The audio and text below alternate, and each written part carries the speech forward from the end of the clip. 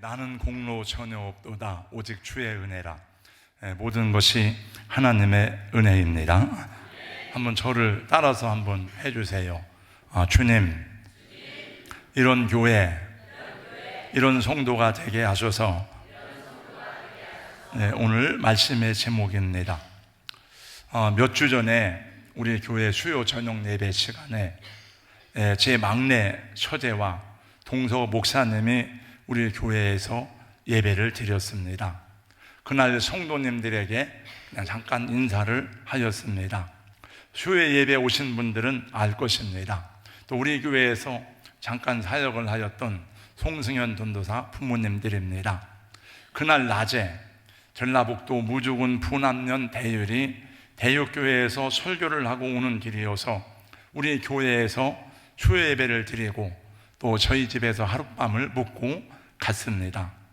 시골 교회에 목회자가 없어서 청빙 요청을 받고 그 교회에서 예배를 드리고 말씀을 전하고 성도들을 만나고 오는 길이었다고 합니다.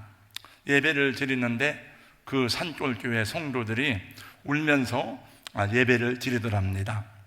성도들이 목사님, 사모님 꼭 우리 교회로 와주시길 바란다고 눈물로 호소하는 말을 듣고 떠나와서 마음이 많이 무겁다고 말하면서 어떻게 해야 될지 기도하고 일주일 후에 결정을 얘기해 주겠다고 왔다고 하였습니다. 저도 선뜻 그곳에 가라고 말하지 못한 것은 나는 한 번도 시골 목회를 하지도 않고 평생 도시 목회를 하면서 손 아래 사람에게는 그것이 사명이니 거기로 가세요 이렇게 말하기가 쉽지 않았습니다. 결국 이분들은 기도하는 중에 지난 5월 12일 대율이 대육교회로 부임을 하여서 사역을 시작하게 되었습니다. 시골교회 이야기가 나오니까 여러 가지 생각이 나는 중에 또 저희 누님, 지금은 사모로 사역하다가 은퇴를 한 저희 누님이 처녀 때에 경기도 파주에 하여튼 저 북쪽에 시골에 남이 목회를 하다가 못한 지역에 가서 목회를 하다가 한 그런 일이 있습니다. 그래서 저는 그때 예수를 안 믿어가지고 다 그냥 욕을 하고 미쳤다고 그런 생각이 납니다만 또 최성일 목사님 이야기가 생각이 났습니다. 최성일은 어릴 적에 아버지를 따라서 호주로 이민을 갔습니다. 청년이 되어서 한국으로 돌아와서 장신대에서 신학을 공부하였습니다. 신학생 전도사 시절에 영어를 유창하게 잘한다는 이유 때문에 서울의 큰 강남의 교회에서 영어 예배 사역자로 청빙을 받았습니다. 그런 중에 친구 전도사가 경기도 연천의 전곡 지역에서 사역자를 구한다는 말에 면접을 보러 가게 되어서 같이 따라가게 되었습니다. 경기도 동두천을 지나고 북쪽으로 가니까 한탄강이 나오고 한참을 더 가니까 휴전선 밑에 전곡이란 작은 읍내가 나오더랍니다. 최승일 전도사는 자기 옆에 앉아서 친구가 면접을 보는 것을 같이 보고 들었습니다. 전곡교회 목사님은 전도사 사례비가 3만 원이라고 말했습니다. 그러나 그것도 사례가 나오면 다행이라고 말하면서 사역을 하게 되면 어린이 주일학교, 그 다음에 중고등부, 청년부를 담당해야 되고 새벽마다 일어나서 종을 쳐야 된다고 말했습니다. 친구 전도사는 난감한 표정을 지으면서 목사님 죄송합니다. 제가 아무래도 못 올 것 같습니다. 그래서 인사를 하고 서울로 돌아오는데 이 최승일 전도사 마음이 너무 무겁고 아픈 거예요. 계속 그 마음을 누군가 방망이질을 하는 것 같았습니다. 승일아, 내가 가라. 예? 어디를요? 전곡교회. 와임이 왜 절 보고 하라고 합니까? 저는 이미 강남의 다른 교회 가기로 다 결정이 되었는데요. 근데 기도할 때마다 눈물이 쏟아져 나왔습니다. 왜 날 보고 하라는 거예요? 왜 내가 거기를 가야 돼? 아무리 거절하고 싶어도 이 최승일 전도사는 거역할 수가 없었습니다. 결국 그는 전국교회 전도사로 가게 되었습니다. 학교가 끝나는 금요일이면 올라가서 개척교회 전도사로서 할 수 있는 모든 일을 마다하지 않고 교회 옆방에서 먹고 자고 생활을 하면서 사역을 하였습니다. 여름과 겨울 방학 때는 3개월씩 그곳에 살면서 사역을 하였습니다. 한겨울에는 교회 옆방에서 잠을 자는데 난방이 안 돼가지고 얼마나 추운지 보통 영하 20도까지 내려갈 때는 막 이불을 두 겹 세워 막 줄줄 말아들고 잠을 잤습니다. 어느 날 밤에는 너무 추워가지고 하나님이 원망스럽게까지 했습니다. 하나님, 제가 호주 가서 영어를 공부했는데 하나도 써먹지도 못하고 이 산간벽지에 와서 이런 고생을 하다니요. 근데 그때 마침 주일학교 어린아이 여자아이가 생각이 나더랍니다.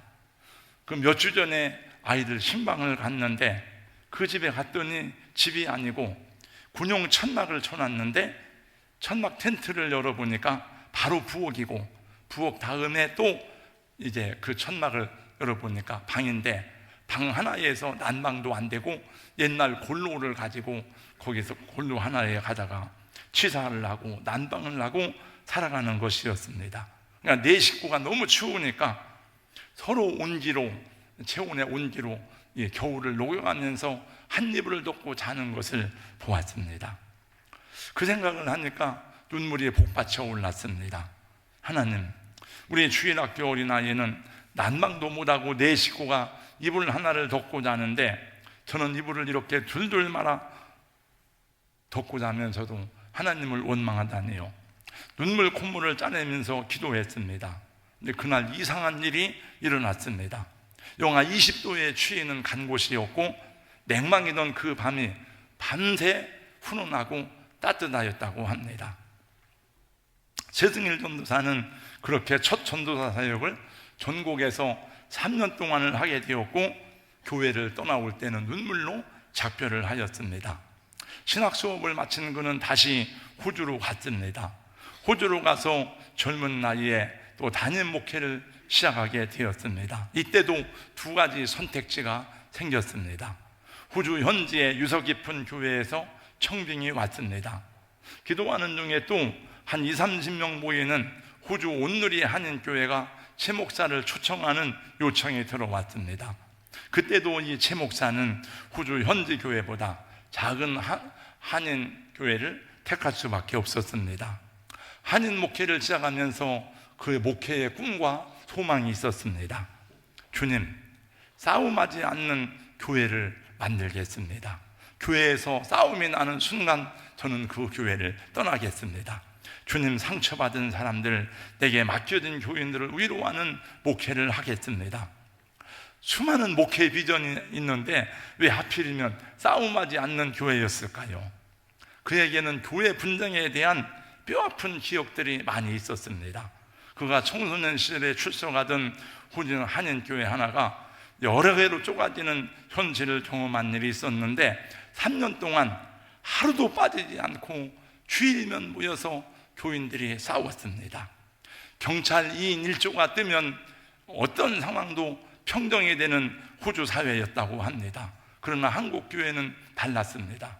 한국인 이민교회는 싸우면 물불을 가리지 않기 때문에 일단 싸움이 시작되면 호주 경찰 20명이 와도 해결이 안 되었습니다.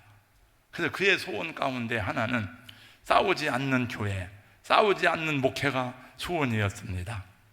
그렇게 소원을 가지고 기도하던 최승일 목사가 섬기던 호주 시드니 온누리 교회는 그 목사님의 헌신으로 18년 동안 정말 평화로운 교회가 유지가 되었습니다.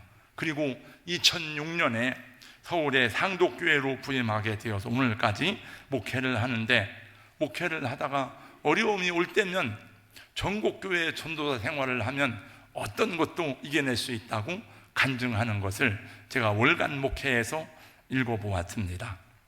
그는 한마디로 말하기를 목회는 참고 인내하며 기다리는 것이라고 말했습니다. 예수님도 마지막 때에 관한 여러 가지 상황을 말씀하시면서 이렇게 우리에게 말씀했습니다. 끝까지 견디는 자는 구원을 받으리라. 여러분, 잘 인내하고 끝까지 이 믿음의 길을 승리하는 성도로 세워지기를 주님의 이름으로 축복합니다. 우리 교회는 지난 주일에 직분자 임직식을 하였습니다. 은퇴식을 하였습니다. 성도님들 모두가 다 한 마음으로 기도하고 협력해 주어서 은혜 중에 잘 마치게 되었습니다. 지난 주일 임직 예배에서 가장 하이라이트는 제가 볼 때는 그런 것 같아요. 우리 장로님들이 특송하는데 저는 미리 순서를 만들어야 되기 때문에 물어봤어요. 강 장로님한테. 장로님, 찬양 제목이 뭡니까? 사명의 길이라고 해서 사명의 길? 근데 그 찬양에 정말 저가 많은 은혜를 받고 여기 있는 모든 분들도 은혜가 되었습니다. 주님이 주신 사명이라면 가시밭길 맨발로라도 가리, 주님이 주신 약속이라면 물길을 걸어서라도 붙잡으리, 사명이 생명이기에 사명의 눈물이기에 힘들고 어려워도 사명의 길을 걸어가리라. 그 제가 끝난 다음에 유튜브에서 여러 번 이 노래를 들어봤습니다. 야, 이 대단한 가사다. 네. 감사해요. 임직을 받으시는 분들은 어려움 중에도 또 열심히 교회 앞에 헌금을 드렸습니다. 은퇴를 하시는 분들도 또 헌금을 많이 열심히 했습니다. 은퇴를 하면 상을 받아야지 뭔 헌금을 해요. 그런데 그 자녀들까지 와서 헌금을 하고 그래서 감사하다 하는 생각을 하였습니다. 이 모든 일들이 하나님을 사랑함 때문에 주어진 은혜이고, 여러분들의 모든 섬김과 헌신은 하나님 나라와 주님의 몸된 교회를 향한 충성됨이기 때문에 하나님이 기억하실 줄로 믿습니다. 우리 믿음의 사도가 되시는 바울 선생님은 얼마나 교회를 사랑하고 교회를 위해서 염려하며 많은 눈물을 흘렸는지 모릅니다. 여러분, 사도 바울이 그렇게 많은 매를 맞고 감옥에 가고 자지 못하고 헐벗고 굶주리고 동족의 위험과 이방인의 위험과 강의 위험과 또 수많은 위험들이 있지만은 그가 가는 길을 어떤 무엇도 막을 수가 없었습니다. 수많은 박해와 위험이 있었지만 두려움은 조금도 없습니다. 하나님이 살려주시면 사는 것이고 데려가시면 가는 것입니다. 어떤 결박과 죽음도 그의 길을 막을 수가 없었습니다. 그러나 그에게도 늘 가슴 아프고 그의 마음을 억누르고 힘들고 눈물 나는 일이 있었으니 그것은 교회를 위한 염려이고 교회를 위한 사랑 때문이었습니다. 그래서 사도행전 20장 말씀에 보니까 그가 에베소 교회 장로들을 불러서 마지막 부탁을 합니다. 내가 가면 이제 이리 때가 와서 양떼들을 해칠 것입니다. 이 양떼들을 잘 지키고 양떼를 보호해야 된다. 그리고 마지막 부분에 보니까 큰 소리로 울었다 그래요. 같이 이제 목을 어긋만고 울은 거죠. 이제 이게 마지막 이별입니다. 왜냐하면 사도 바울은 자기가 가는 길이 죽으러 가는 길을 알고 있어요. 그러면서 그는 마지막에 말하기를 각성에서 환난과 결박이 나를 기다리고 있지만 나의 달려갈 길과 주 예수께 받은 사명 곧 하나님의 은혜의 복음 증거하는 일을 마치려 하면은 나의 생명을 조금도 귀한 것으로 여기지 않습니다. 그리고 갔습니다. 그때나 지금이나 이 교회가 누구의 교회입니까? 이것은 예수님의 교회입니다. 주님이 피로 값주고 사셨다고 성경에 분명히 말씀하고 있습니다. 예수께서 십자가에 열리신 보혈로 말미암아 교회가 세워지고 또 여러분을 하나님이 피값으로 사시고 주님의 귀한 양들이 되게 하신 것입니다. 성도들 한 사람 한 사람이 얼마나 고귀하고 사랑스러운 주님의 양인지 모릅니다. 그러나 양은 언제나 위험에 노출되어 있음을 알아야 됩니다. 여러분, 초대교회도 지금도 양들은 항상 위험합니다. 호시탐탐 이리가 양을 해치고 기회를 엿보고 있음이 현실입니다.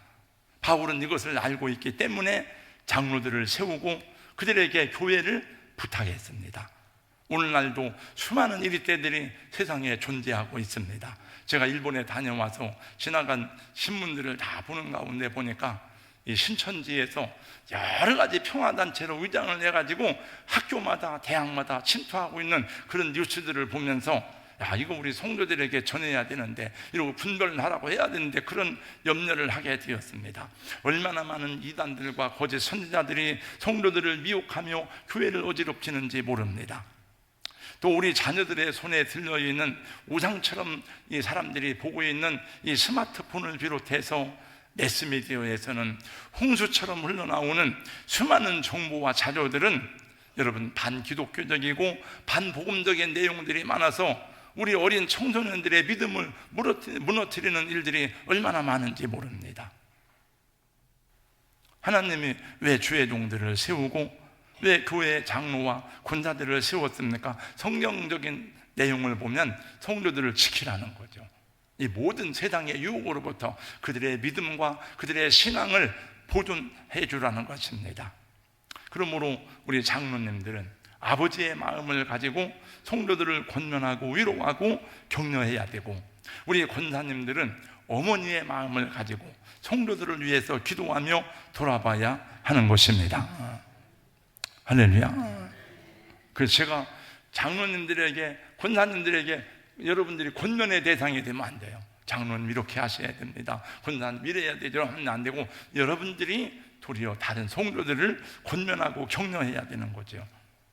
하나님이 당신의 자녀들을 이 세상에서 죄악에 빠지지 않고 믿음을 지켜나갈 수 있는 교회를 주시고, 교회 안에 직분자를 준 것은 영적인 질서를 위해서 주신 것입니다. 가정에도 질서가 있습니다. 아버지 엄마가 계시고 형 누나 동생이 있습니다. 여러분이 나라에도 질서가 있습니다. 교회 안에도 영적인 체계와 질서가 있습니다. 그래서 이 모든 성도들이, 주님의 양떼들이 평안하게 신앙생활을 할 수 있도록 하기 위해서, 그러므로 우리 성도님들은 이 영적인 질서와 체계를 이해하고 교회 안에 하나님이 세워주신 장로님, 권사님들을 존중하고, 또 직분받은 분들은 그들을 사랑으로 권면하고 위해서 기도해야 되는 것입니다. 여러분, 교회 설립 기념주의를 보내고 직분자를 세웠지만은 이 모든 목적이 무엇입니까? 우리는 무슨 일을 하든지 목적을 바르게 알아야 돼요. 왜 이런 일을 하지? 왜 내가 이곳에 앉아서 예배를 드리지? 왜 내가 직분을 받았지? 그 목적을 잃어버리면 안 되는 것이죠. 그것은 우리의 명예나 자랑이 아닙니다. 오직 주님의 교회를 더욱 신실하고 온전한 교회로 세워가라는 하나님의 부름 앞에 순종하기로 결단한 것임을 잊지 말아야 하는 것입니다. 우리는 오늘날 여러 가지 다양한 교회의 모습을 보고 있습니다. 물론 역사 속에서도 교단이나 교파에 따라서 교리의 강조점이 다르고 나타난 신앙 모습에도 여러 가지 차이가 있습니다. 또 여러분, 이 땅에는 가톨릭도 하나가 아니에요. 가톨릭 안에도 예수회가 있고 여러 가지가 있고, 또 우리 개신교회 안에도 많은 교파가 있습니다. 이 모든 교회의 다양성과 변화, 신앙 형태를 보면서 그걸 어떻게 해석하고 어떻게 이해해야 되는지, 우리는 어디에 기준을 맞춰야 되는지, 우리는 어떤 기준에서 해석하고 어떤 방향성을 설정해야 되는지 다 이렇게 기준이 있습니다. 당연히 첫 번째 기준은 성경입니다. 여러분, 성경에는 하나님이 세우기 원하시는 교회의 설계도가 나와 있습니다. 성경은 방향을 잃어버린 자에게 방향을 가르쳐주는 나침판과 같습니다. 성경은 길을 잃어버린 사람들에게 길을 찾아주는 이정표와 같습니다. 성경에 많은 교회가 나오지만 특별히 요한계시록에 7개 교회가 나오잖아요. 근데 7개의 교회에 보내주시는 주님의 말씀에 보니까 다 평가가 다릅니다.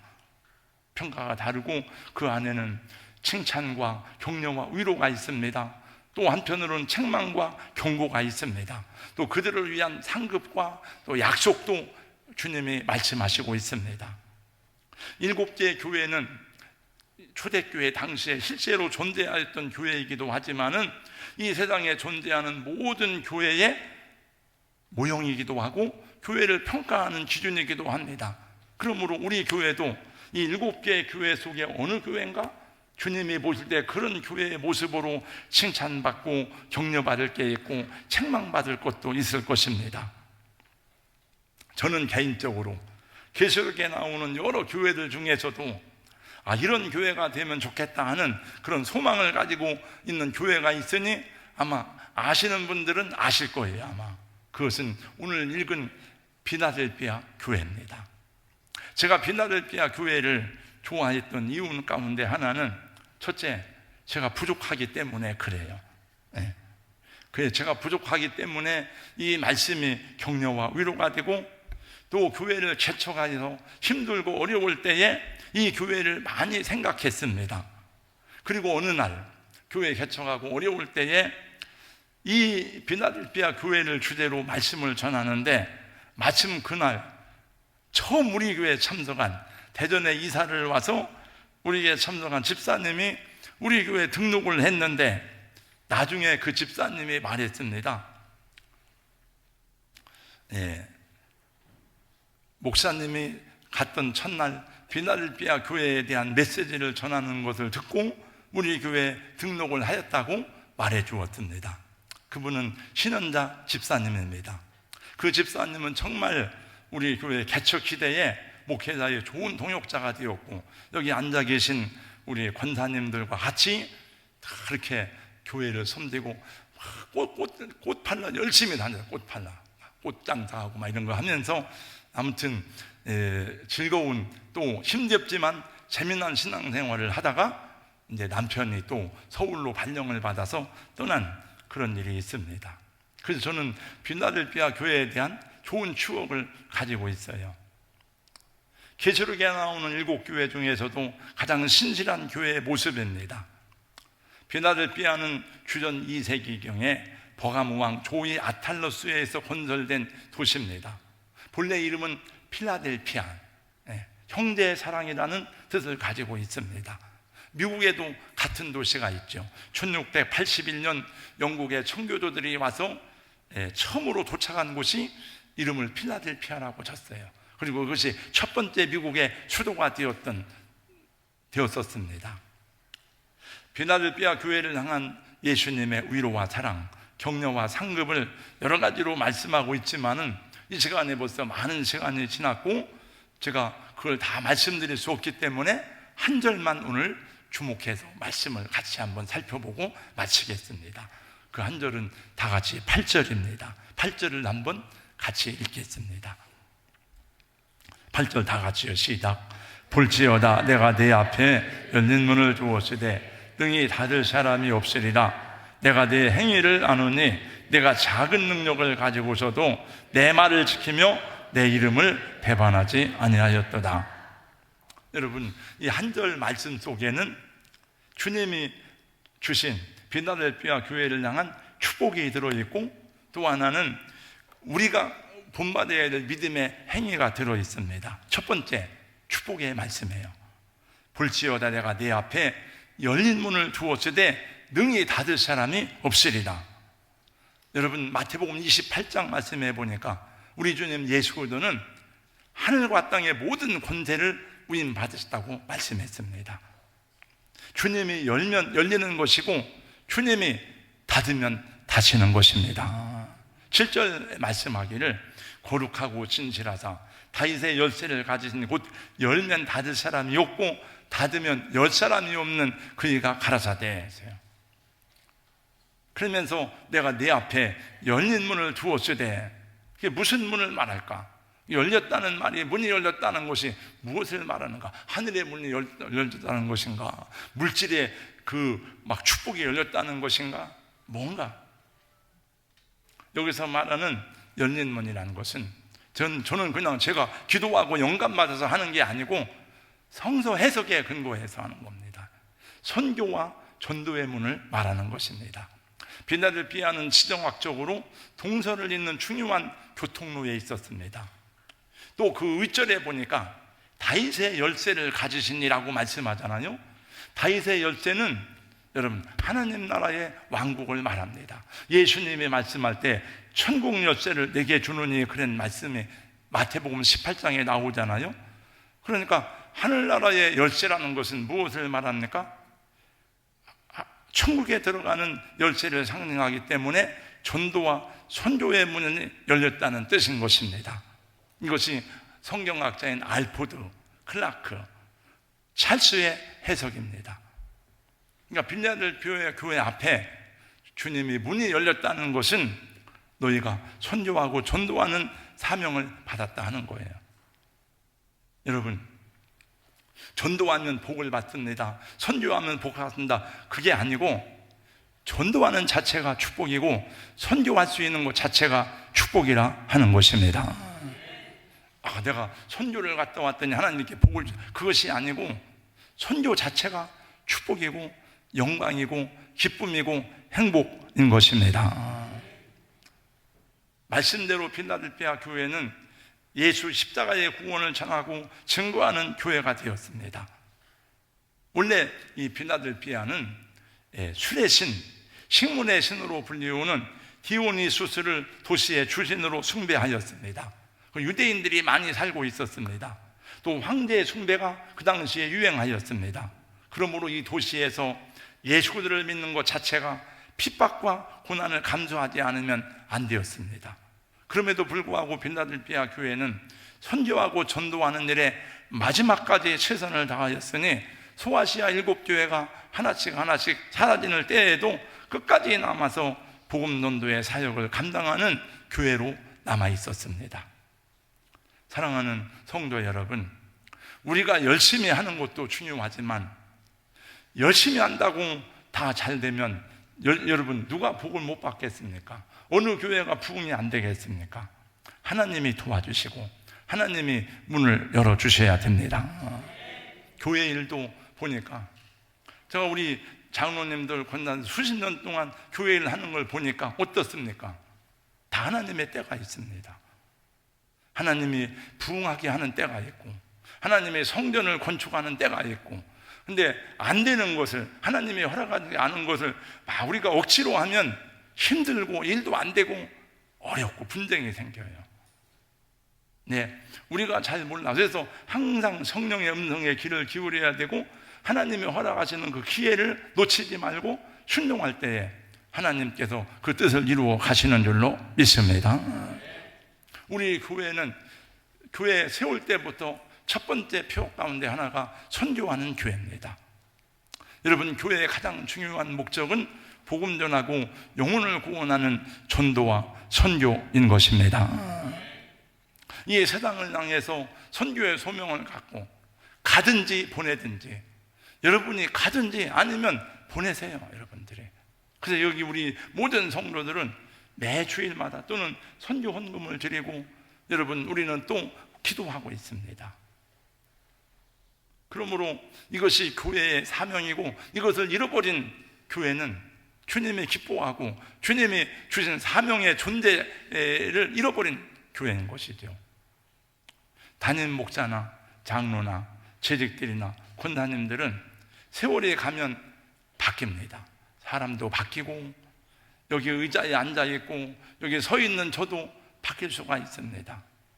그러나 누가 이곳에 서든지, 누가 여러분 그 자리에 앉아있든지 세월이 지나도 우리가 교회가 잊지 말아야 할 것은 복음 전하고 선교해야 된다는 것을 위해서 여러분 기도할 수 있기를 주님의 이름으로 권면하고 축복합니다. 그리고 우리 자녀들에게 그걸 부지런히 가르쳐야 돼요. 계속 야, 교회 사명은 이것이다. 그러면 생각이 나게 되어져 있습니다. 이것이 교회의 영광이고 축복이며 우리가 받은 사명을 감당하는 저와 여러분의 마지막 축복인 줄로 믿습니다. 그 다음에 또 한 가지, 빌라델피아 교회를 본받아서 우리가 가져야 될 믿음의 행위입니다. 8절 하반절 말씀에 보겠습니다. 내가 네 행위를 아노니 저를 한번 따라서 해주세요. 네가 작은 능력을 가지고도 네가 작은 능력을 가졌지만 내 이름을 배반하지 아니하였도다. 여기서 작은 능력이 무엇일까? 제가 여러 번 이제 공부를 하고 추적을 받습니다. 빌라델피아 교회 성도들은 예수 믿는 환경이 너무나 어려운 거예요. 예수 믿으면서 사업하고 성공하고 돈 벌고 사회적 영향력을 갖기가 힘들어요. 여러분, 지금 우리나라는 예수 믿는 사람들이 기득권자들이에요. 여러분, 우리나라는 교회가 기득권층이지만 그러나 이 사회에서는 예수 믿는 것 자체가 사회적 진출에 방해가 되는 거죠. 공무원 될 수 없습니다. 고위공직자 될 수 없고 좋은 사람. 그러니까 그들은 가난하고 힘들고 어려웠던 거예요. 그러나 그들은 자신들의 능력에 구애받지 않았습니다. 자신들의 형편에 구애받지 않았습니다. 우리는 가난하다, 우리는 능력이 없다 생각하지 않았습니다. 그들은 여러 가지 사회적 변화와 영향력에 이끌리지 않고 어떤 상황이라도 어떤 형편이라도 하나님이 말씀하시면 아멘으로 순종하였고 믿음을 지켰고 주님의 이름을 배반하지 않았다 하는 것입니다. 우리는 지금 좋은 시대에 예수 믿어. 너 예수 잘 믿고 복 받아서 너 의사 돼야지, 너 성공해야지, 사장님 돼야지. 그런 사람이 너무 많아. 국회의원들 가운데 3분의 1이 그렇잖아요. 그러나 우리는 예수 믿으니까 우리는 좋은 자리에 갈 수 없어. 얼마나 어려워요. 그러나 그들은 그럼에도 불구하고 그 믿음을 끝까지 지켰다는 거예요. 우리 사랑하는 성도 여러분, 나는 능력이 없어요, 목사님 저 믿음이 부족해요, 저한테 그런 얘기 하지 마세요. 저는 가난합니다. 그런 말은 핑계가 안 되는 겁니다. 주님을 믿고 따르는데 그것이 조금도 핑계가 될 수 없음을 성경이 말씀하고 있고 필라델피아 교회가 증명하고 있지 않습니까? 우리는 언제나 부족합니다. 우리는 능력이 부족하고 물질이 부족하고 지식이 부족합니다.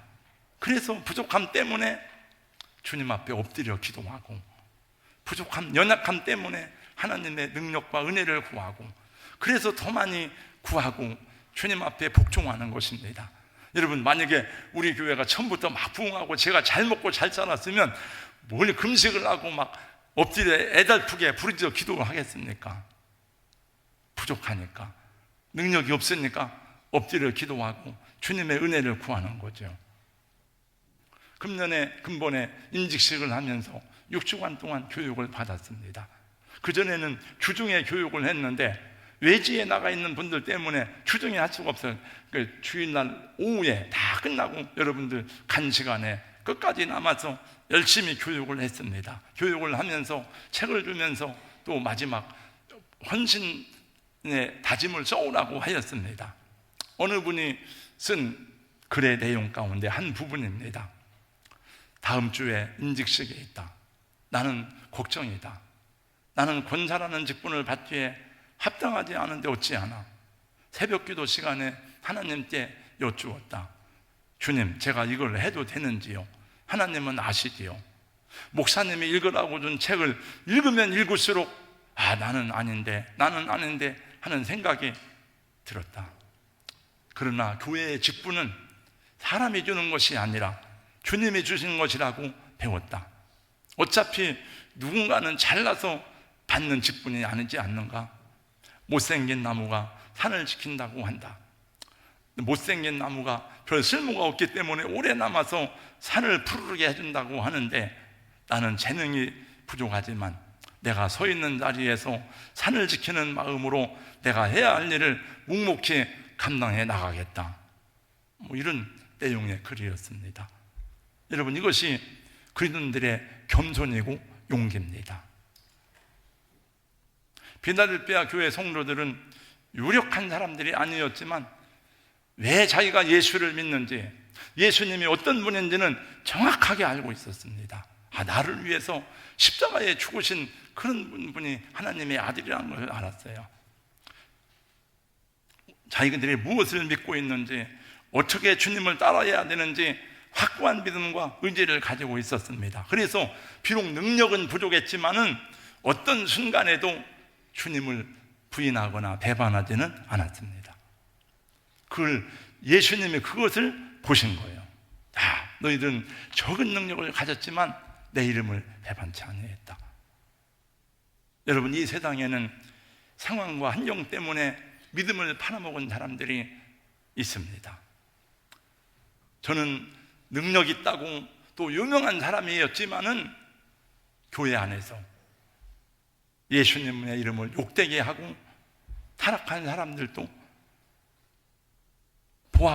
보고 있습니다. 또 우리들 앞으로도 우리 신앙생활 앞에 우리의 믿음을 유혹하는 어떤 시험과 유혹이 올지 모릅니다. 여러분, 마지막 환난 때는 개국 이래로 이런 환난이 없다고 예수님이 말씀했거든요. 우리 인간의 의지와 생각과 결심으로 환난을 이길 수가 없어요. 그런 환난을. 근데 예수님이 약속하신 거예요. 빌라델피아 교회 성도들이 약속하셨고, 또 마태복음에도 그 말씀이 있어요. 그때에는 너희들이 그 시험과 환난을 이길 수 없는 그때에 내가 너희들을 지켜주고 너희들을 보호하고 너희들을 붙잡아 주겠다. 우리의 능력이 아니에요. 그거는 하나님이 그 빌라델피아 교회 성도들 좀 나중에 내용에 보면 나와요.